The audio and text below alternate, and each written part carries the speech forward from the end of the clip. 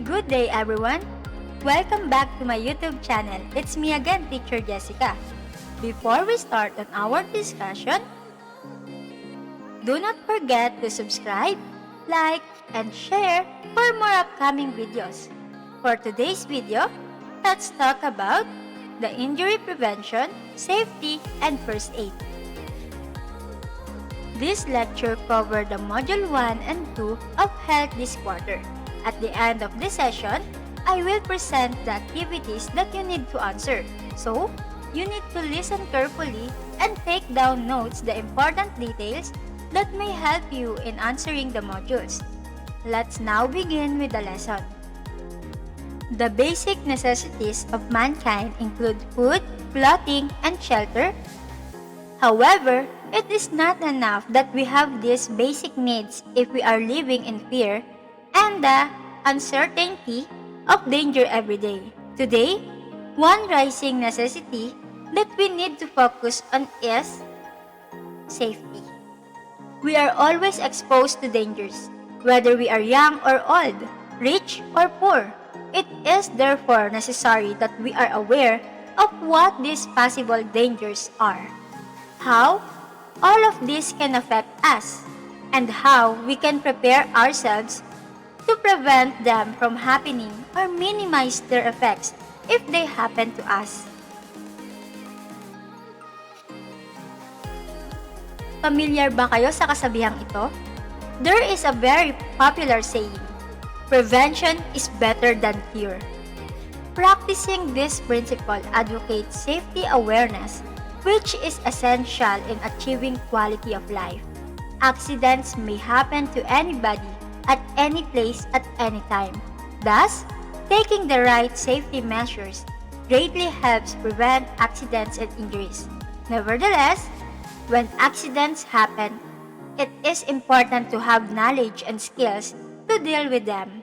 Having knowledge and skills on safety education and injury prevention could help you, your loved ones, and other people in your community during emergency situations.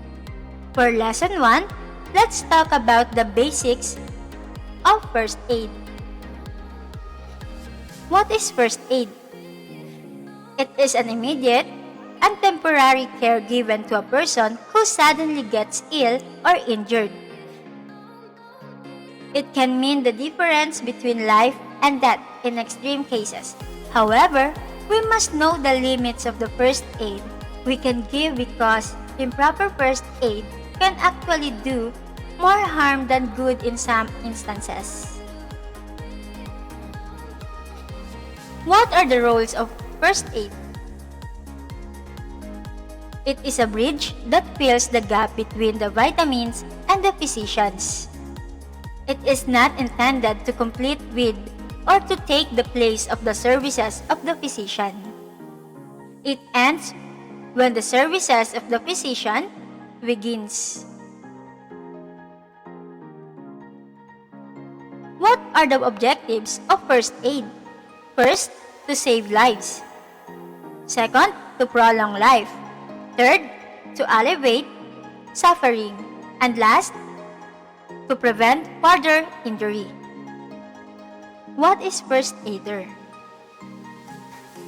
It is the person or rescuer who administers first aid.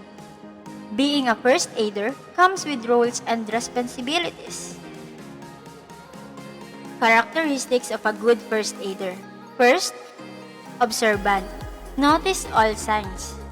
Second, resourceful. Makes the best use of things at hand. Third, gentle. Shouldn't cause pain and panic. Fourth, tactful. Does not frighten the victim.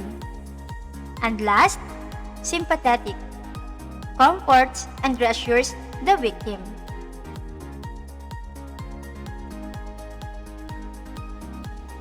Next, let us discuss the principles of first aider. First,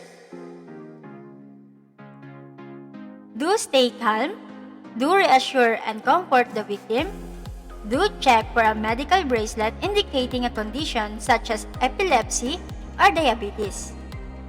Next, do loosen any tight clothing. Last, do keep the victim covered to reduce shock. Don't give food and drink to an unconscious person. Don't move an injured person unless you need to place him or her in the recovery position.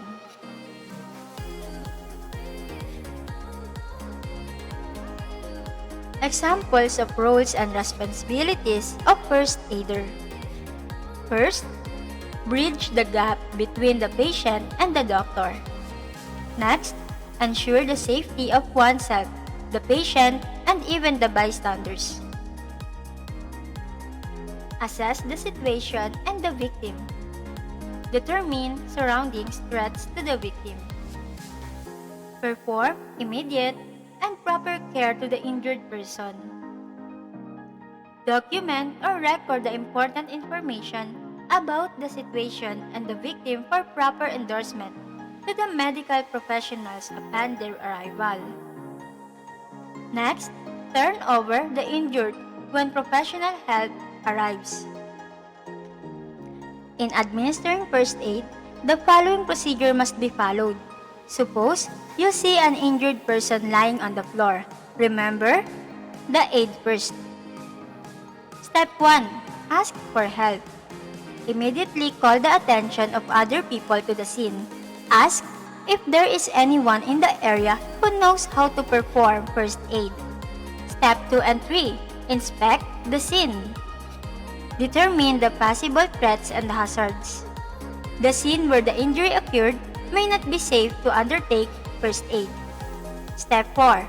Face the victim and introduce yourself. If the scene is clear and safe, approach the victim. Introduce yourself to the victim. Step 5. Intervene and conduct assessment. If the victim is conscious, ask him or her about the situation, locate, and assess the injury. Take note of the details that the victim will tell you. Next step, remember and record the procedures done. Step 7 and 8, stay with the victim until professional care arrives. Tell the medical professionals about the situation and the first aid procedures performed.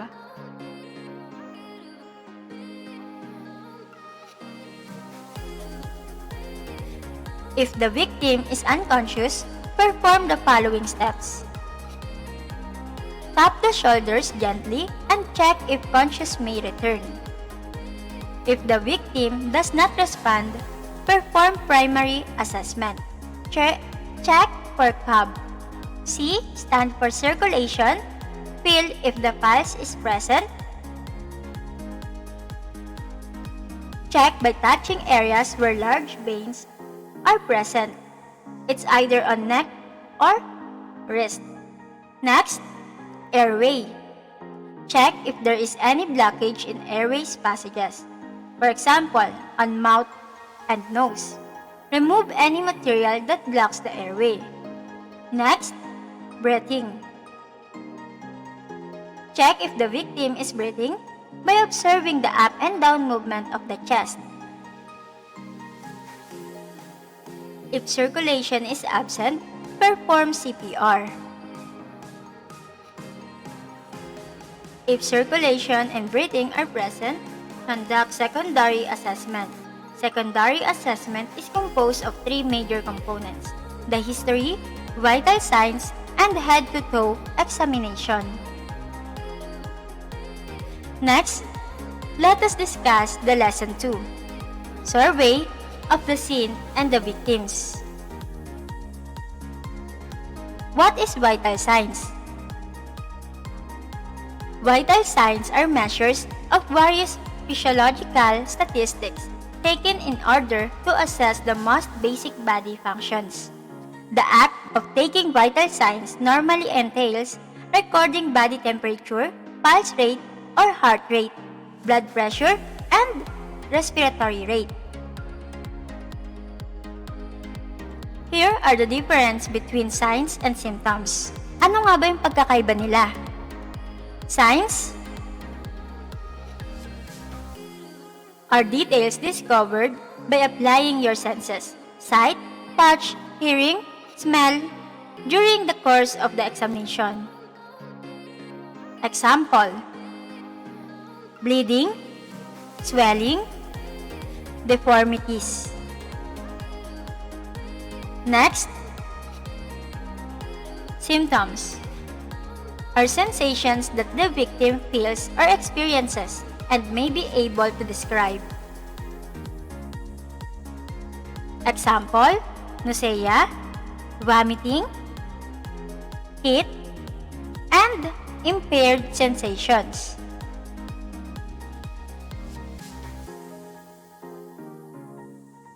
There are two ways to conduct physical examination when giving first aid. Primary survey.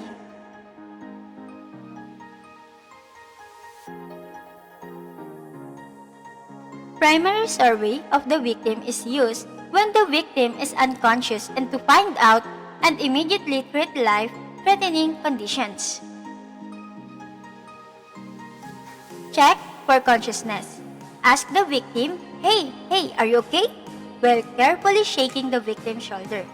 When there is no response, not even mumbles or groans, the victim is unconscious. Next, open the airway. The victim's unconsciousness may be due to an obstruction of his or her airway. It may also be caused by a narrowed airway, making breathing impossible. Next, check for breathing. Put your face near the victim's mouth and look, listen, and feel for breathing. You should observe for chest movement, sound of breathing, or feel of breath on your cheek. Next, check for circulation. Locate pulse using your middle and index finger. Pulse indicates blood circulation, which is essential for the heart and brain to function. Next, secondary survey. Secondary survey is used when the victim is conscious or has revived. It aims to detect everything about the patient's conditions. History taking.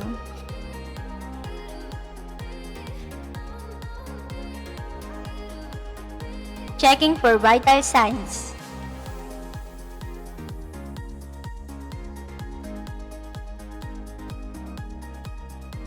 Pulse rate.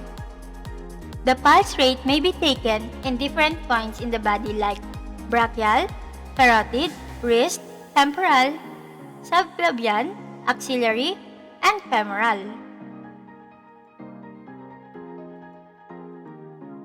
No in getting pulse rate.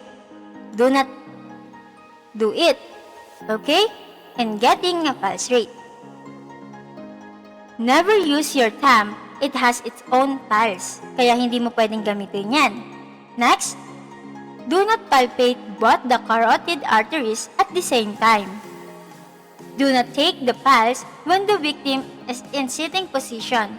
Pulsations disappear as the victim is elevated to a sitting position. Never put too much pressure or massage the carotid.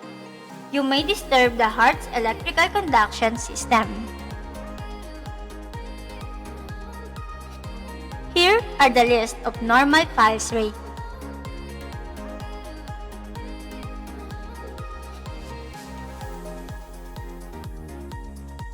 Okay, next, survey the temperature. Body temperature is measured by using a thermometer within the rectum, oral, or axillary or armpit. Next, respiration, skin color, and head-to-toe examination. Top 10 things to do in case of emergency.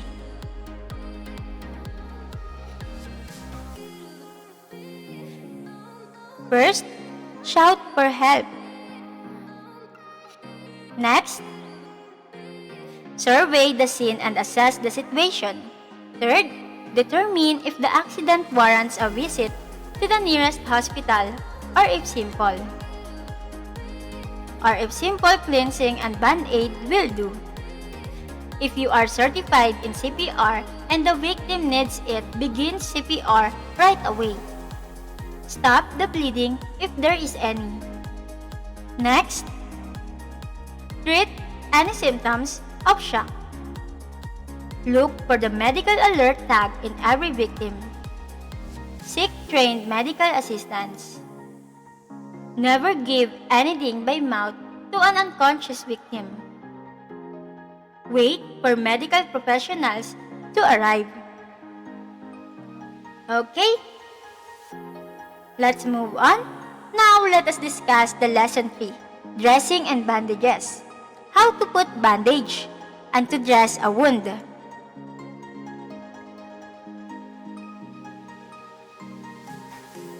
Here are the techniques in applying a dressing.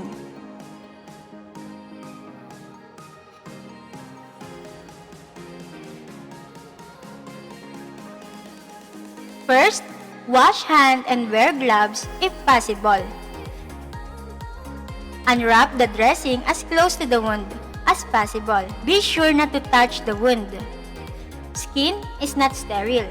If the dressing slips over the victim's skin, while you are trying to position it, discard and use a fresh one. Place the dressing over the wound. And use a dressing that is large enough to extend at least 1 inch beyond the edges of the wound.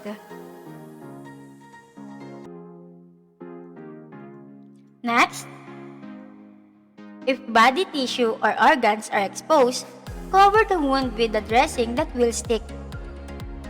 Then, secure the dressing with a bandage or adhesive tape, like cold compress or bandages, like this.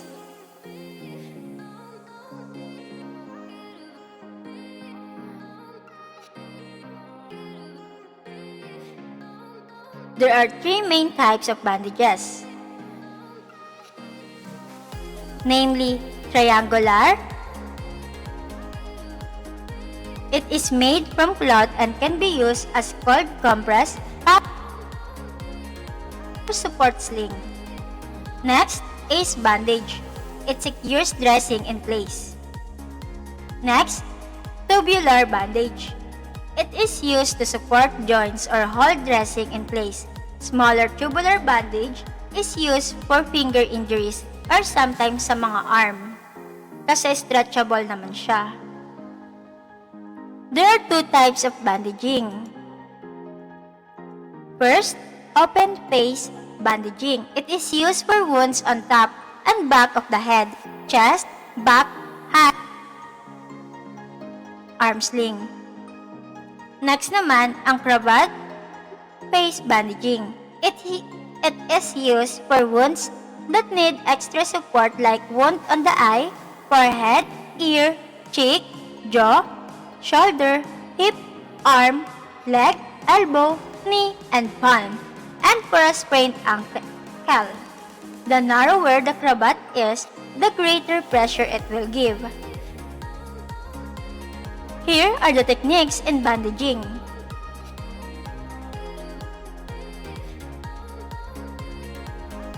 Keep in mind the following. Always use a square knot. Keep the cloth sterile to avoid infection. And always keep the ends. Next, bandaging technique depends upon the size and location of the wound, your first aid skills, and materials at hand. Bandage firmly over bleeding and securely over the broken bone, not so tight so as not to cut off blood circulation. Next, when wrapping bandage around the body, such as knees, ankles, neck, and small back, use its natural hollows to slide the bandage gently into place. Since most injuries swell Check regularly to ensure that the bandage is still comfortable and that it remains firmly secured. Secure the bandage with a tape, clips, or a bow or square knot.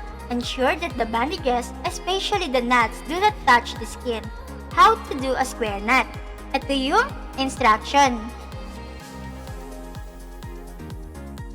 Right over left and left over right.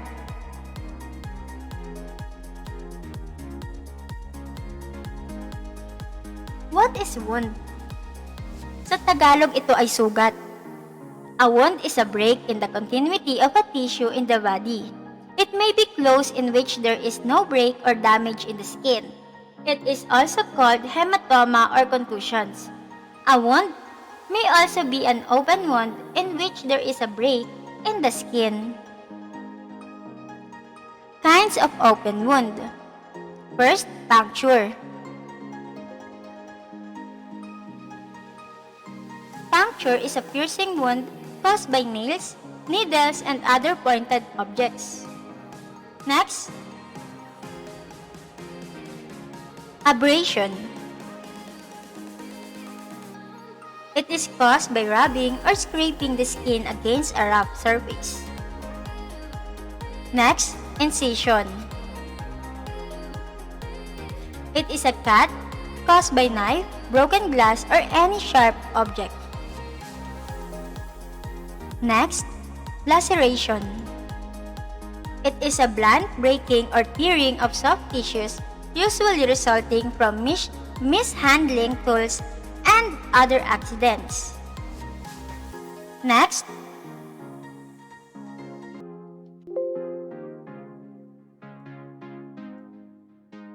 avulsion. It is a forcible tearing or partial tearing away of tissues.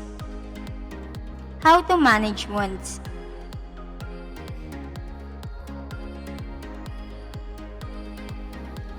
For management of hematoma, we use the mnemonic RICE or the acronym of RICE. RICE is an acronym that stands for rest,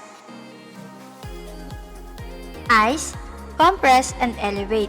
First, resting the injured part. Then, apply ice. Then, compress. And if it is really needed, elevate the injured limb. Next, first aid for open wounds with severe bleeding. Wear gloves and remove or cut clothing as necessary to expose wound. Control bleeding by applying direct pressure. Elevate the injured part above the heart except for eye injury and wounds with embedded object. Cover wound with sterile dressing and bandage. Care for shock. And last, consult a physician immediately.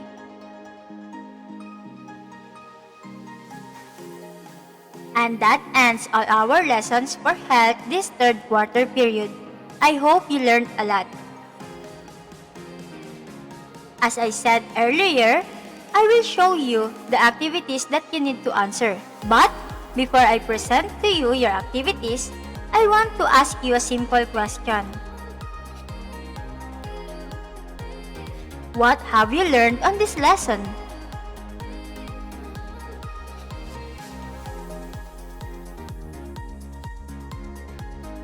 Kindly type your answer on the comment box below.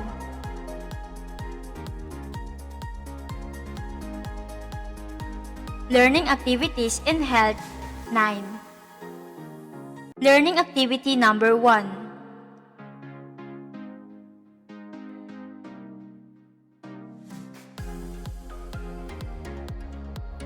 Learning activity number 2.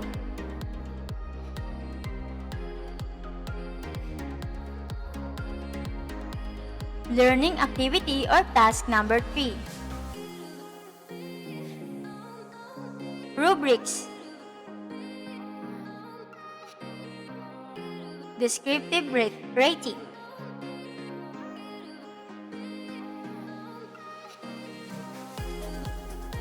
I hope you learned something from this lesson. Thank you and God bless to all. Keep safe.